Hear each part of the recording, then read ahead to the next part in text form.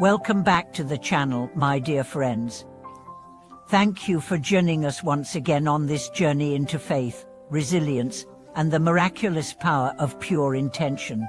If you're here for the first time, this is your sanctuary, a place where ancient stories awaken modern hearts, where spiritual wisdom becomes a guiding light through the stormy seas of life. Today, we explore a story that transcends logic, ignites the soul, and compels us to ask, what truly saves us in our darkest hour? When all else fails, and nature itself rises in fury, what power remains within our reach? This is the story of a woman who, armed with nothing more than a single stick of incense, a statue of Avalokitesvara, and unwavering devotion, saved not just herself but an entire community from a catastrophic flood. This is not fiction. This is not legend. This is a real event that unfolded in a small town in Taiwan, on the night of one of the most devastating floods in local history. While others fled in panic, one woman stayed behind, not to resist the flood physically, but spiritually. She didn't shout. She didn't run. She knelt, lit incense, and began to chant the sacred name of Avalokitesvara Bodhisattva. What followed was a phenomenon that left neighbors speechless, survivors tearful, and even skeptics moved to silence. Let's walk through that night, the night everything changed. The sky was an ocean of black clouds. Rain fell with a violence that defied memory. Rivers swelled, levees collapsed, and the current devoured roads and buildings. In the heart of this chaos stood a woman named Jan. She lived near a bridge, directly in the path of the surging water. Her neighbors were screaming, packing bags, racing to higher ground. But she did something entirely unexpected. She walked to her shrine, lit a single incense stick, knelt before her statue of Avalokitesvara, and began chanting the sacred name over and over. What makes this act extraordinary is not just its courage, but its clarity.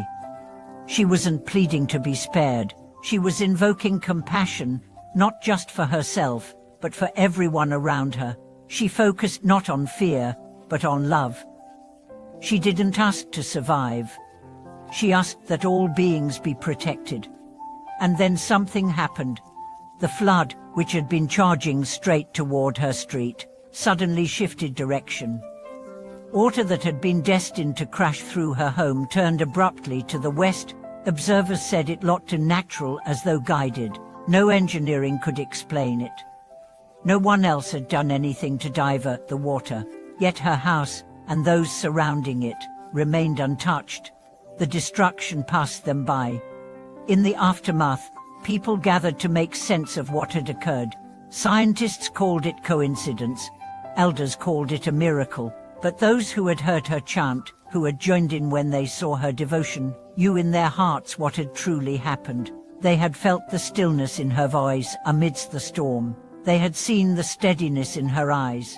They had witnessed a force far greater than water. What was it? Faith. Not passive belief, not superstition, but living, breathing faith that had been cultivated long before that night. Jan had not waited until the flood came to remember Avalokitesvara. She had practiced daily for years, chanting, serving others, keeping vows, living humbly. That night was not the beginning of her faith, it was the moment it bloomed. This story teaches us a critical truth. Miracles don't begin when danger appears. They begin in the days, months, and years before, in the quiet rituals of sincere hearts. When you chant, even if no one sees you, the universe hears. When you give, even if no one thanks you, the energy shifts. When you live righteously, your very presence becomes a shield, not just for yourself, but for others. San's story spread. The local community changed. People who once scoffed at spiritual practice began to chant. A neighborhood that had been fractured by indifference began gathering weekly to honor Avalokitesvara. The shrine in Zon's home became a center of devotion, not because it had power, but because she had shown what real power looks like. A human being, fearless in the face of death, devoted not to survival, but to compassion. Many ask, what was she protected? What did her prayer work? And the answer is not magic, it is resonance. The Bodhisattva Avalokitesvara responds to sincerity. The sutras say that even a single, focused call to the Bodhisattva brings aid, but that call must be pure, selfless, rooted in love. Chan didn't chant because she feared death. She chanted because she loved life, hers and everyone's. This is not the only case.